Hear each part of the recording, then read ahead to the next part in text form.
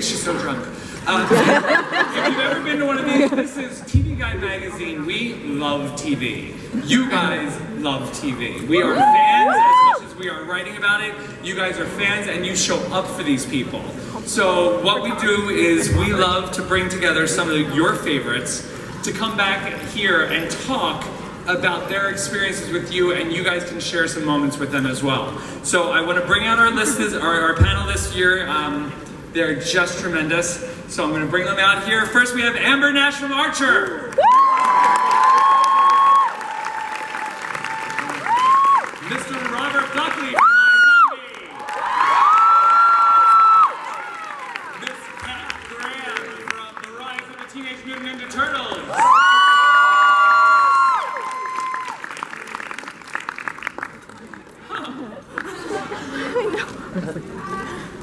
No? Okay. An entrance. David Mazouz from Gotham.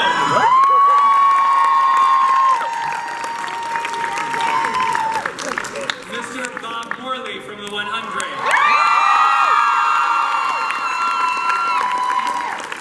And Miss Eliza Taylor from The 100. Winona Earp herself, Melanie Scrofano.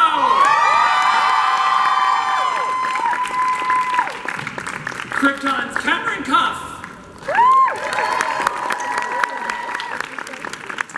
The Magician's Summer Bishop.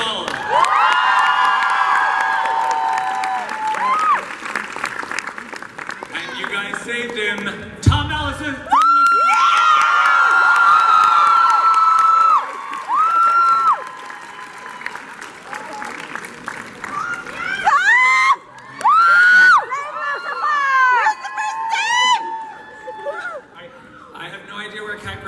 She was backstage, and she looked fabulous. So hopefully someone back behind that curtain.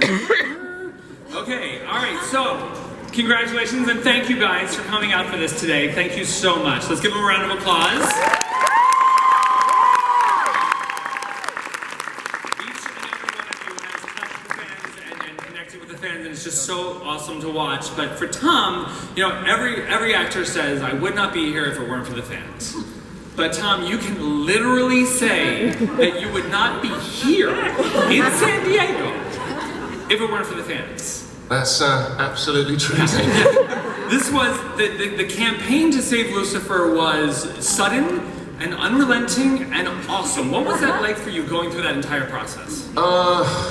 It was the most crazy... Here comes Pat Grant, sorry.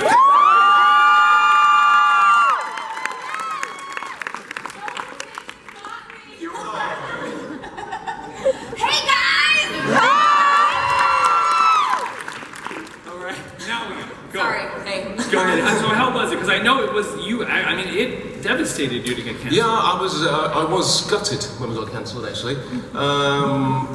And the weirdest thing was, as soon as the news broke, that was the moment I started to feel better about everything, because the response from the fans was just, I mean, it picked me up off the floor to start with, and then. And then it just kept going and going and going, and as it kept going, my smile kept getting bigger and bigger and bigger. Only for the reason that, as an actor, all you really hope is that something that you've done has sort of touched people. And that was sort of vindicated in this response. And the weirdest thing is, if we hadn't been cancelled, I don't know if I'd have had this experience and knowledge of how much love there was for our show. Yeah. So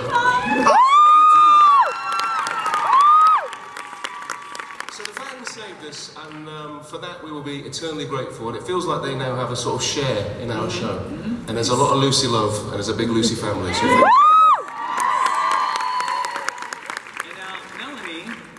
this is great. This has been so cool to watch Winona Earp build and build and build. And we talked earlier, you know you've made it when the New York Times is actually... It's a lot of green I'm wearing. Nobody... So Winona Earp's third season just began.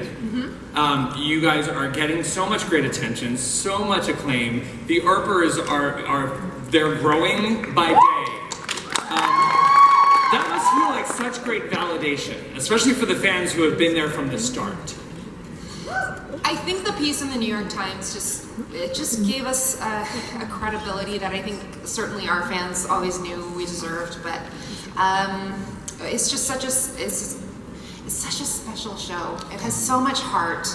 I think we were just talking about how I think shows with great fandoms have casts that have great love for each other, and just to be recognized and for that to grow. I'm so grateful for it. Amber Nash, as a vocal actor, as a voice actor, you actually kind of have the luxury of sort of flying under the radar. You might not need to worry about like, oh my God, are you? Oh my God, are you? Until you open your mouth. Right. What is the reaction when people hear you in like the grocery store? I was actually with my parents in IKEA buying a cheap couch, which is what you do at IKEA, is buy cheap couches. And a woman came up to me and was like, oh my God. And I was like, no, my mom hates the show. Yeah, it's pretty, the great thing is like at Comic-Con, I can just walk around with everybody else and nobody knows who I am. It's great.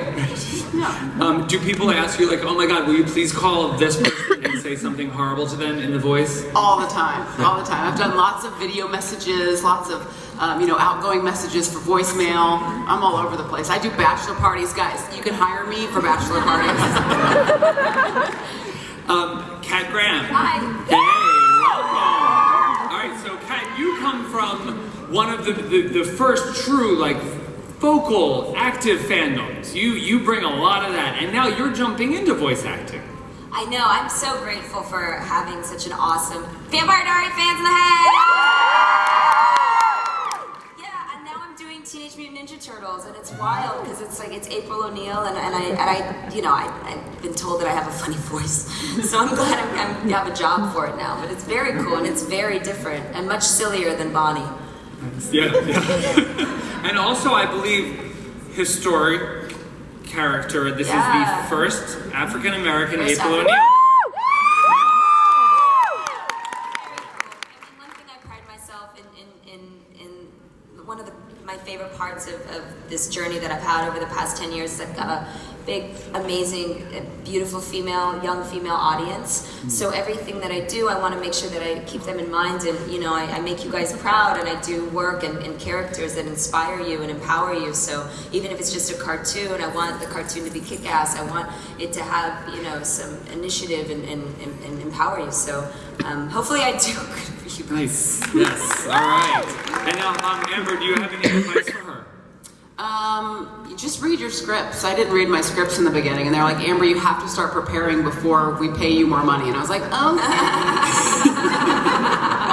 Yeah, I'm bad with advice. I would just I'd wake up and have a coffee and 2 cigarettes on the way to the studio. Really? Not anymore. I've totally quit smoking, guys. No, I said 2 cigarettes. I heard you too.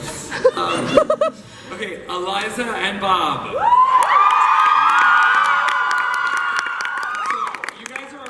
Ship on the panel, and this is, even though Bellamy and Clark are really, they're at best ships passing in the night. At this point we're still friends. How do you guys navigate the wishes of fans who want to see them together and those that do not? Defer to the writers. We just blame them, right? Yeah. We go, it's not up to us, is it? Yeah. Just like that. Yeah. That's how we do it. That's the way to do it. On-screen chemistry because in real life we Yeah. And now your show is still running, so Winona's just begun. You guys are coming up to a finale, and I've seen it. Oh really? Yeah. I haven't seen it. What's that? I'm not going to spoil anything, but what can you tell us about perhaps where these characters may be heading? It's an emotional roller coaster to say the least. Yeah. It's obviously we're heading towards the big battle over Eden, and how that resolves itself. You guys are going to have to wait and see in terms of personally and the characters and their emotions and that. It's pretty emotional. It's crazy. Yeah, it's quite heartbreaking. a heartfelt finale. So, I don't know what else we can really Yeah, you can't spoil too much because trust me, you're not ready. You're just not. I was, and I was like, wait, what? Oh. Okay, David. David Mazouz. So you are, I mean, Gotham is heading into its 5th and final season, getting to wrap up this story, and they're clearly ready for you to step into this role. What have you heard from Batman fans? I rock apparently. Honestly, I'm really nervous. It's scary. Yeah, I've been playing Bruce Wayne for the past 4 years. It's sad. There's so many emotions with this final season for me. I don't even know what to say. First of all, thank you for having me, Damien. It's so good to be here. It's so good to have one last Comic-Con with you guys. And I mean, the fan response has always been overwhelmingly positive. You guys are amazing. I don't think I would be here either, like Tom, if it wasn't for you guys. So thank you. I'm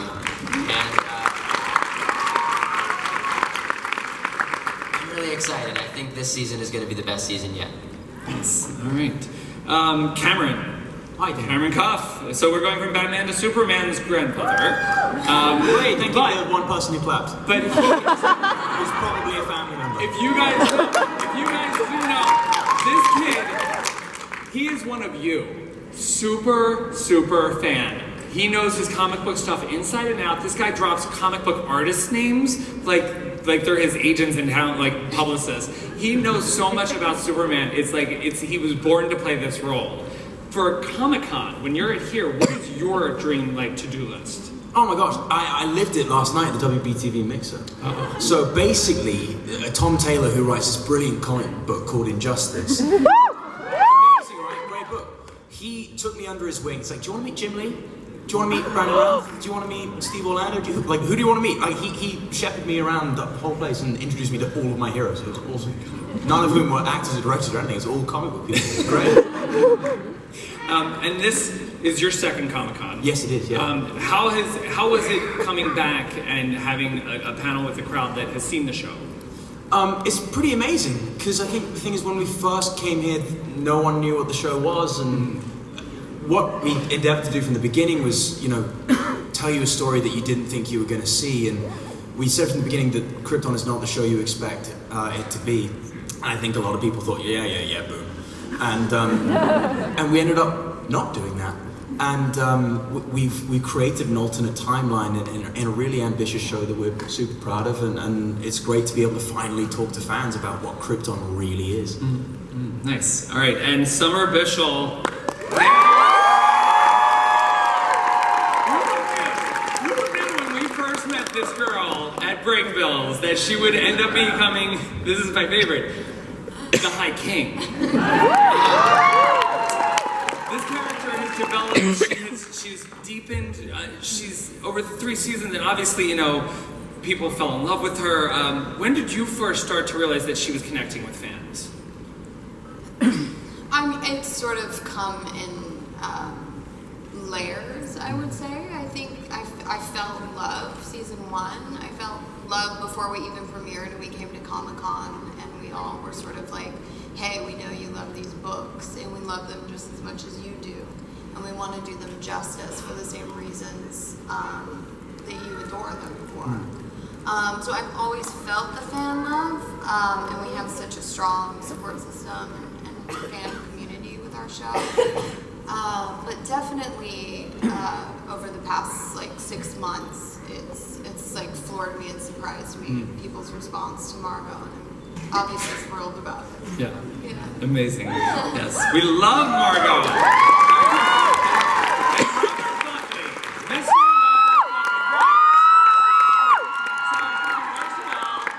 Everyone congratulate Robert. He got married in April.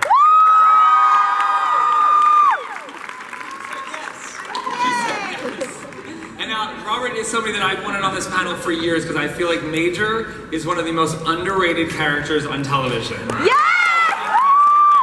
He is romantic, he is noble. This guy is, I just feel like How did the fans react? How were they with him before he became a zombie? And then after? I mean, the good news is, before he was a zombie, he was this like romantic punching bag. And then after he became a zombie, he was this romantic punching bag, just with a slower pulse. So I feel like there wasn't a huge shift for fans to make, you know? So if you were on board from the jump, like, you were all right. They hung in there. Right. And you bring, very much like Kat, you bring this group of fans from One Tree Hill. Which, never forget One Tree Hill. And then into the iZombie world. How many people were so surprised how funny you are? Well, my mom and dad for starters. This was the first show where they kind of let me run in the comedy lane and do the teenage girl brain and do some things that are silly. And it was a blast for me. I mean, I didn't know how I was going to be received, but I was happy when people actually laughed as well. Laughed with me, I like to think. It was great. Okay, you and David are both heading into your show's final seasons. And what?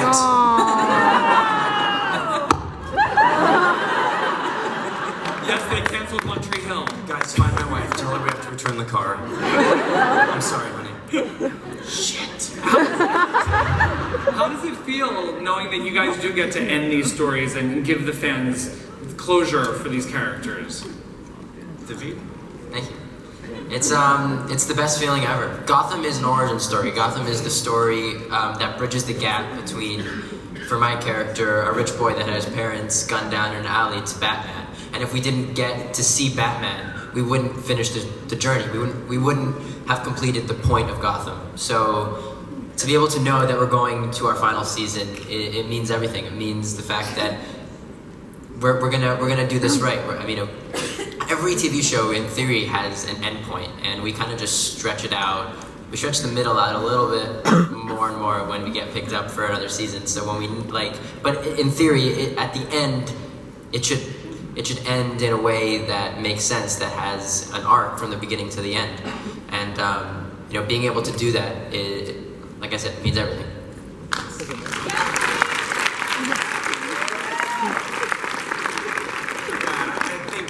Listen, season 5 is for the fans. You know, really, it's for everyone who's hung in there for the 4 years. It's to give them closure and finish up these stories that they've hung on there with. So it's a chance to sort of go big, blow it all out, and sort of finish it with a nice bow tie. That being said, January I'm unemployed, so Eliza, Bob, the 101, I kind of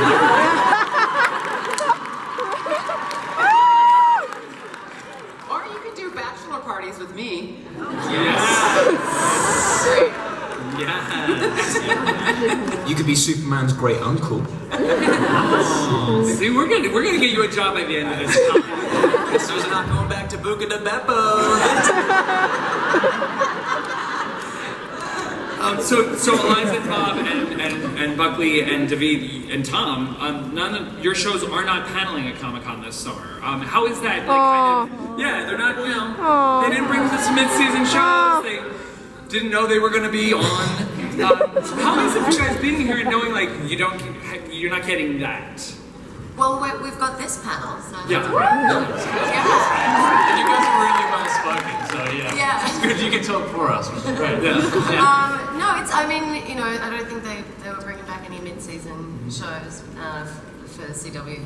But I don't know, we've had a really good day. We've laughed a lot. Yeah. It's been a little bit less, intense. Yeah. Well, yeah, when there's a whole cast, there's like 10 of us, and we're all trying to wrangle each other, and someone's in the bathroom, and someone's doing this. Yeah. We always end up late and running everything late. So yeah, we've been on time today. Those last couple of years where you guys are waiting for people to finish interviews, it's usually us because there's too many of us. And so it's always nice to have the team here. But We're okay. I pulled up kind of hoping I would see people just moping around the convention center and bummed out. Like maybe since iZombie wasn't here, just Comic-Con wasn't the same. It turns out, no one really cares. We're still sad! We care! Okay, thank you. It's been weird actually not having my cast this year, because they are quite a fun bunch. Yes. Our van that takes us round to all our things tends to be a party bus by about 10 a.m. Led by Amy Garcia, of course.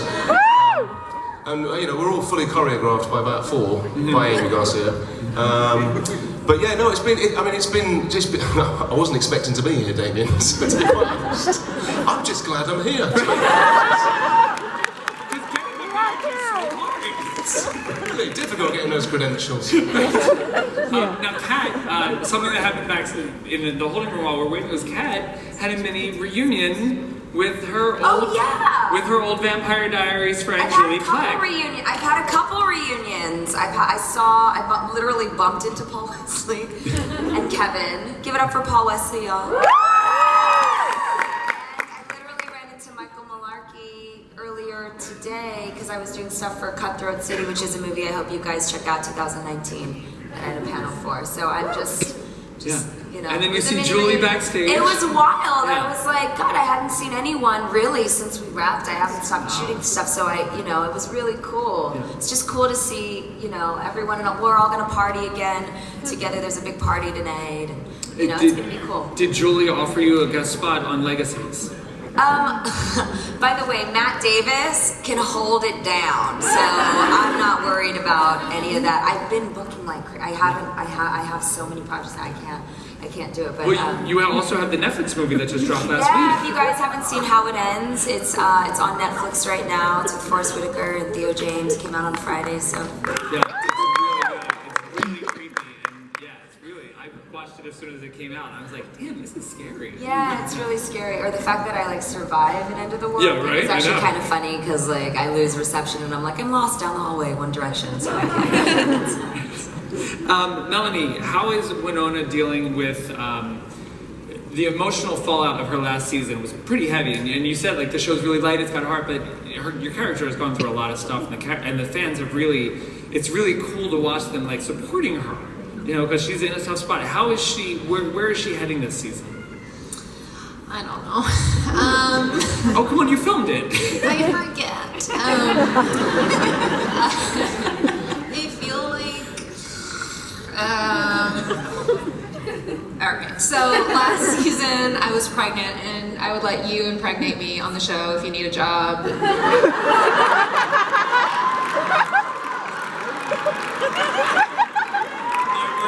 done. Enjoy your time. Anyway, the guy who impregnated me, we still have a thing. So, in all seriousness, of course, sending the baby away was such a gift. It was such a gift to have real pregnancy be part of the season, and then so we were sort of how are we going to top this? I'm not getting pregnant again unless you. And then cross them over to all of the shows. Get them all pregnant. You're getting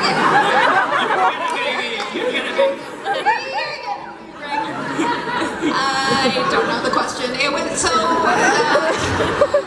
basically it's going to get so hard because the end of the world is coming. I have to save it. And I don't know what that's like.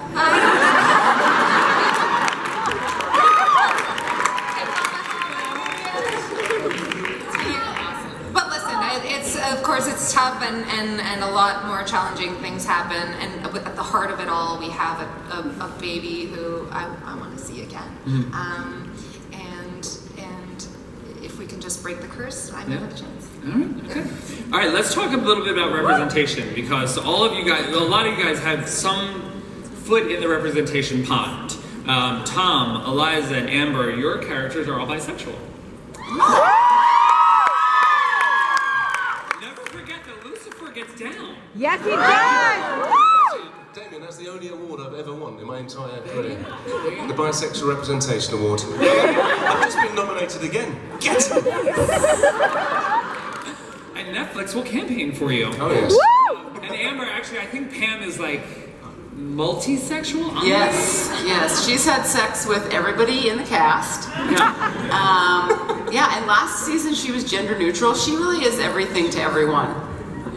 And now Melanie and Winona Earp has several LGBTQ characters. Cameron on Krypton, Adam Strange, Nissa, also bisexual. Some Well, every single Kryptonian is Oh, great. evolved beyond gender roles and sexuality. yes, Krypton Everyone is beyond gender roles. Yes, Yeah, everyone's getting along with everyone. and also Sounds like Sweden. yeah.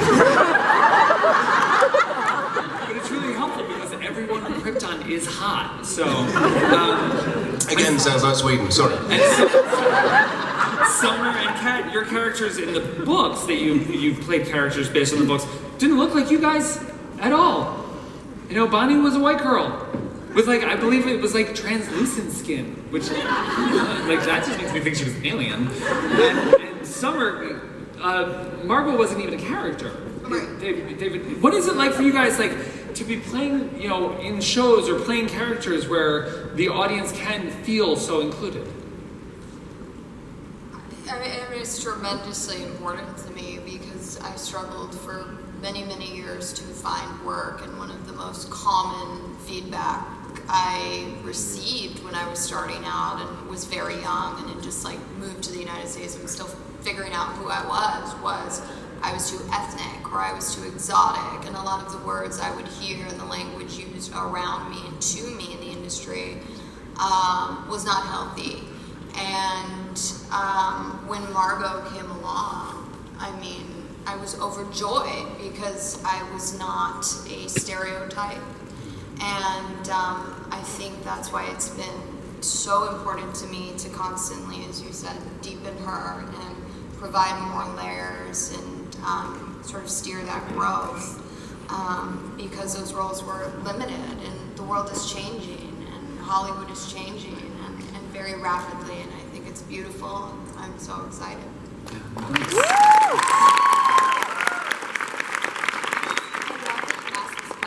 Like I really think that it's a brilliant question to ask, and I also will say that even though it is great that there are LGBTQ characters, there just aren't enough. I'm sorry, there just aren't enough.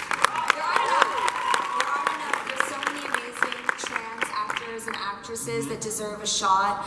There's so many amazing African American, Latina, Asian actors that are out there that deserve a chance, that should not be, you know, in any way used as, you know, tokenism or tools or backgrounds, you know, and I'm really excited, especially at, you know, a network that I spent so much time at, that there are so many amazing executives at Warner Brothers too, Odetta, Tracy Blackwell. There are really incredible people that are in the writer's room, hiring more directors, hiring more executives. Like, there needs to be more inclusion, not just, you know, what you see, but learning how to create these characters in a multi-dimensional way so that there are, you know, LGBTQ trans people in the writer's room as executives running networks.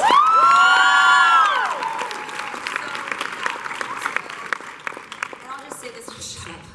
But what's so amazing about what happened with my character is that it sparked a conversation, and it got really aggressive, and it got a little scary, and I was pretty young when I started Vampire, so I was like, oh yeah, you know, whatever, they cast me, but it turned into like this visceral, almost like angry conversation, like, why did they cast a black girl, and blah, blah, blah, blah. But what it did is it created a dialogue. Well, why can't she be black, and why can't she have the same, you know, storylines, and why can't she be equal? And I hope that through, you know, these different platforms that we have, that we will be able to, you know, support and empower other people that might look different, you know.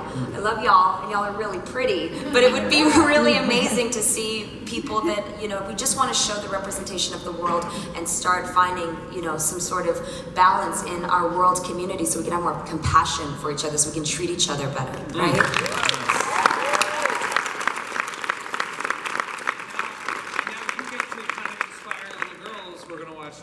Teenage Mutant Ninja Turtles. No, there were no kick-ass young black cartoon characters for me growing up, so I'm very excited. So I hope you guys watch it. Yes, nice. All right, Bob and Eliza, when this was announced, one of the questions that was asked so much was, what was your favorite, because you're the ship here, what was your favorite scene to shoot together? Ooh, we've had a few good ones. Like, I remember that one on the beach we really Oh yeah, that was a nice one. enjoyed. Yeah. Yeah. Well, I mean, unfortunately, yeah. But the one that I think you and I are both most excited about, people saying is the one.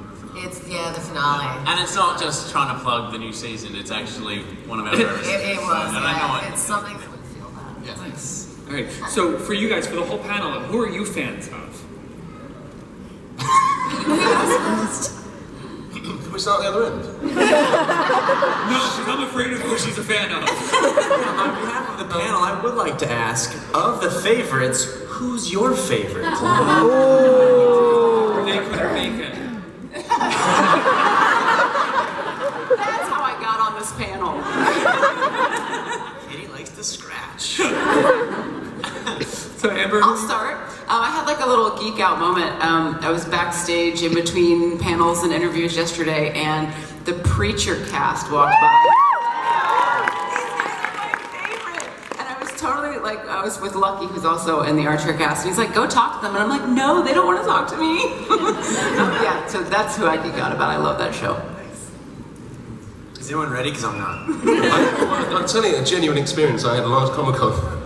So we were waiting to go into one of the many sort of little press bits, and there's always these holding areas, and you see people going around, and I saw Sigourney Weaver, and I kind of lost it on the inside. And I'd had a couple of drinks by that point, so I walked over, and I just went, Sigourney, I know you're busy, but I just wanted to say I love you, I've loved you and everything you've done.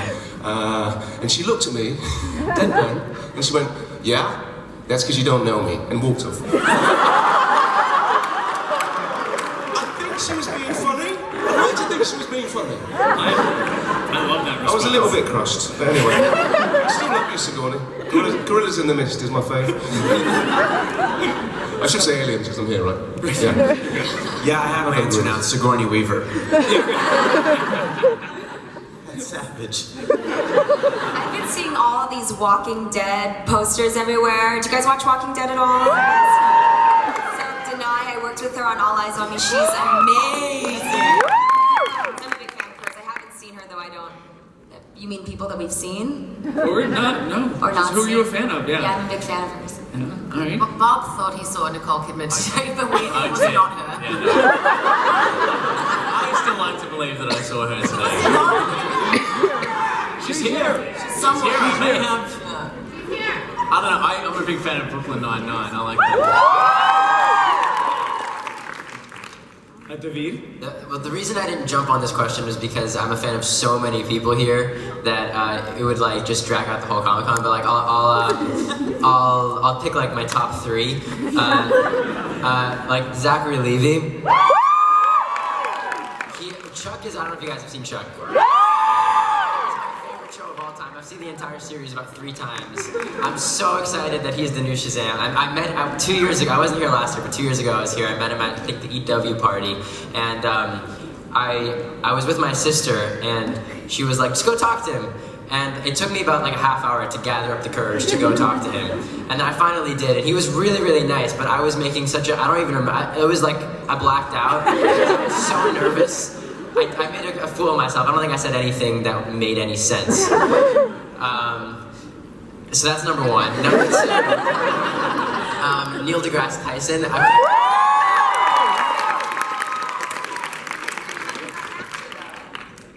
have to be You have to be an actor? No. Oh, I want Neil deGrasse too then.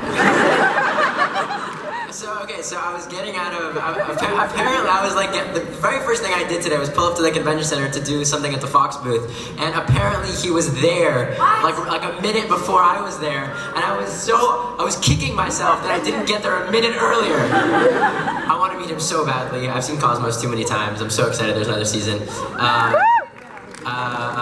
Who's my third? Forward, you'll just go backwards in time. Yeah, he taught me that. He's taught me so much about astrophysics. I've read 2 of his books. He is amazing. Oh yeah, Thanks. I tried listening to that book and I fell asleep. have you seen Cosmos? Yeah, I've seen it a lot. Yes, of course. I listen to like Star Talks. Yeah. And then the last one is South Park. I did the escape room yesterday. Wow. Okay. Not a lot's happened. That's good. You're right. It was a good escape room. You guys check it out. Alright. Eliza, What? who are you a fan of? Who am I a fan of? I've so many people. Oh my goodness. I've been way too scared to go up to a lot of people. Actually, I found that at the last TV Guide Fan Favorites panel, I was having a total freak out because everyone on that panel was like amazing. There was me. And what about Muslim? Are you not freaking out? I'm freaking out now too. To a much lesser extent. Amazing. Amy Ryan's, and she's such a sweetheart. There was Wendy. Oh, from the Goldbergs, from the Millennium Club, yeah. Who else did I go crazy for? A lot of people. There's a lot. It's a weird experience walking around here and being like, I know all of your faces from like growing up and TV. It's overwhelming. Melanie? Oh, okay. I don't know. So many people. I am a huge fan of Mel Brooks. I can quote Spaceballs if you'd like. I can just sit here and recite it. Password 1, 2, 3, 4, 5. Huge fan of, like, if we're not going industry, I'm going to go with Malcolm Gladwell. Revisionist History is a great podcast. And if I'm going to go actress, I'm going to say Zoe Saldana. Nice. Cam? The coolest person I think I met last year was Daniel Kaluuya. He was here to promote Black Panther, which was obviously a massive success, but he's been a star in Britain for years, in all sorts of TV shows. But I saw him in a play called Blue Orange at the Young Vic, which is a theatre in London, and it was mind-blowingly good. He's brilliantly talented. I love meeting him. In Summer? Well, you guys all know I love Winona, so obviously I just got to meet Melanie, so that's pretty cool. But I mean, there's so many to choose from. Like, I love fantasy and genre, so I can't. I mean, everybody. Everybody. So, all right, we're going to go to some audience questions. So I think the mic is over there. For the whole panel, all of you play characters that mean a lot to people. Eliza and Melanie, especially to me, you guys mean the world. I was wondering, do you guys, when you're acting that, is that something that you're conscious of in the scenes, or is that something that sort of comes naturally? We're so polite. We're just like, yeah. No, you. Love you. No, you don't. Okay, seriously. My job is made very easy for me by a woman named Emily Andress, who deserves all the credit in the world. But I'm very lucky that I somehow, it's just serendipitously, I can read her mind. So I'm like, oh, okay, I got it. So I'm not aware of it while I'm playing it. I just sort of do what I would. Emily Andress is Winona Earp, and I love Emily Andress, so I just play her. I have to agree. I mean, I don't know. You play Emily Andress. We do it so differently. We have a totally different take. We do. Totally different take. All right. Thank you so much. Hi, so happy Lucifer is back this year, but Tom, my question is, if you could punish anyone, who would you punish and why? Right, how dirty do we know? Honestly, I hate getting political, but these days it's really hard not to. Obviously, I would punish the president of this country right now. I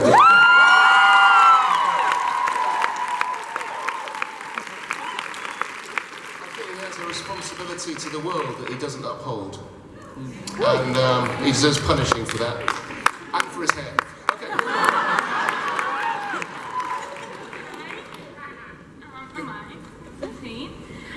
Chloe is my favorite character in a very long time. And Lucifer as a show meant a lot to me, so I'm really thankful for all you did, Tom, for bringing back the show, because you went above and beyond what a lot of people would do.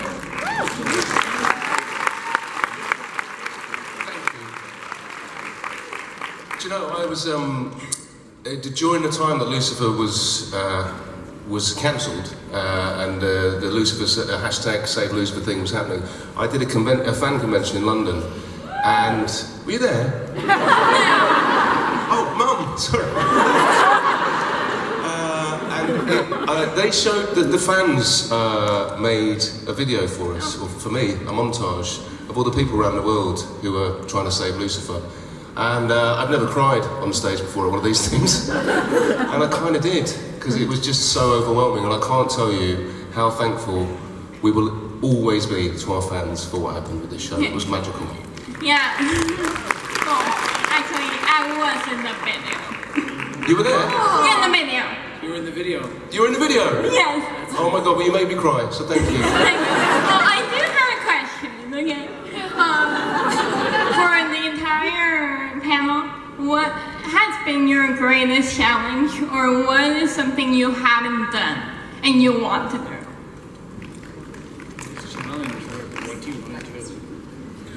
That's a big question. Is everybody looking at me for a reason? There's so many things that I want to do. I mean, being on a panel with all of you lovely actors, I would like to do live action acting and not just voice acting. I think that would be my answer. I would like to do an out-and-out comedy. I think that'd be a lot of fun to try. Comedy, just an act, flat comedy, yeah. I don't know. I guess, okay, I'll do my hardest challenge. My hardest challenge, I think, and what's so great about the show and having it been on for 8 years, is that when you're in your 20s, as you girls know, you're figuring out who you are, right? So I would say my greatest challenge is being myself, and doing that. And then I would say the thing that I really would love to do is something, I guess, that really, really inspires people, and I don't know what that is yet. I'm gonna let the universe guide me, I guess. I don't know, kind of a whack answer. This will never happen, but I want to drop a rap album.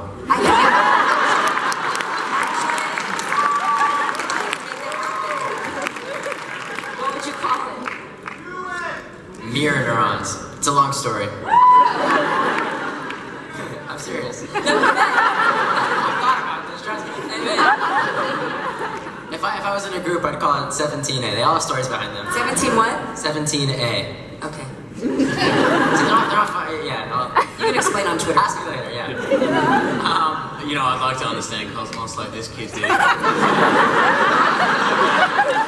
probably really like to actually finish writing something and direct it. That'd be something I'd like to do.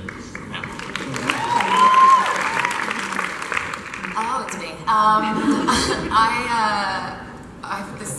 This doesn't sound as cool as yours, but I've always wanted to do one of those like crazy Bond scenes, like action scenes, where you like jump off a speedboat onto a jet ski and like guns blazing. Jumped out of that waterfall.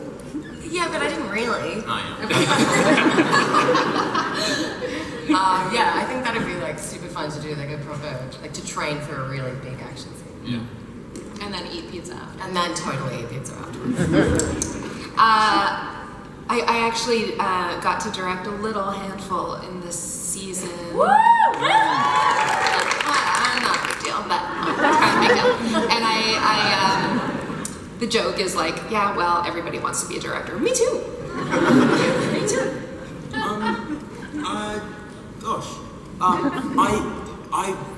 don't know, I'll never feel like someone who didn't get really lucky. So I think one day I'd just like to feel like I earned it, you know. That's what I want.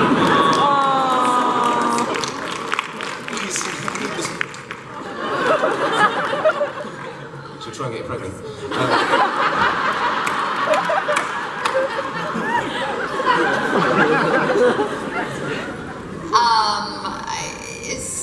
I could think of a million things, but I guess if I had to choose one, I would like to finish a script that I've been writing for like probably 8 years and just get it done and hopefully one day sell it and get it made. So.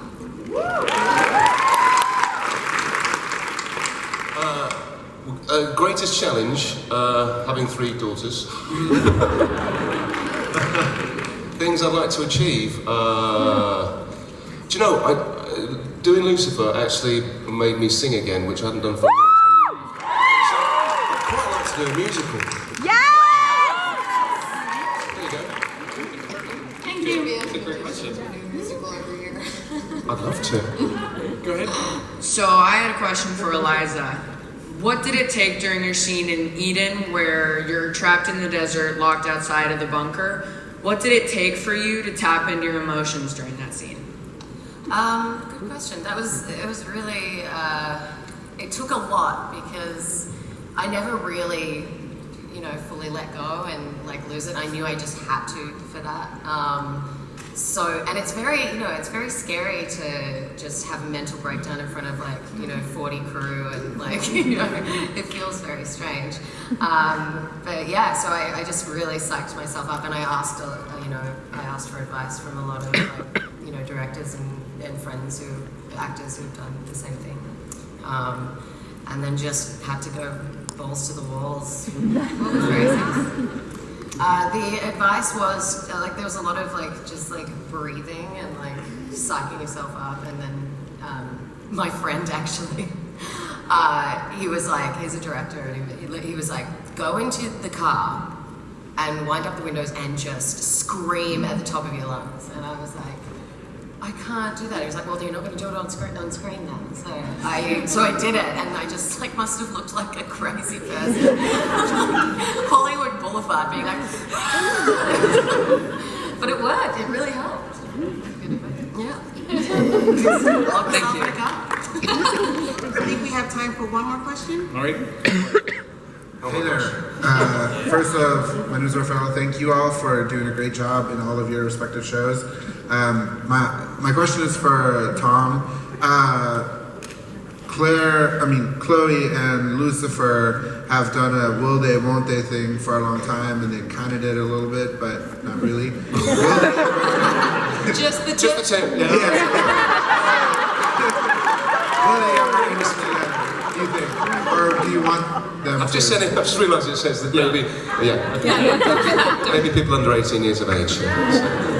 Sorry. I'm so sorry. So will they or won't they when they get back to... Yeah, or do you want them to also? I think Chloe and Lucifer's relationship is kind of like the heartbeat of our show. And so the will they, won't they is kind of essential for that dramatic tension, should we say. But, almost getting there, but always having a reason for it not working out is, prime. So I'd like to think at some point it might happen, but hopefully after a few more seasons. Well, I hope you guys stay on for as long as you can. Thank you very much, my friend. You look amazing, by the way.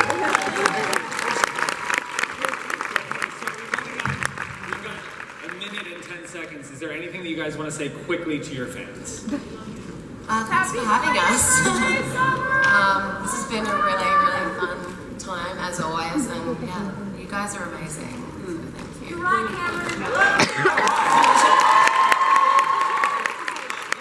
It's been said a few times today, but literally none of us would be here if you didn't watch our TV shows. An actor without an audience is nothing, so thank you guys. It's all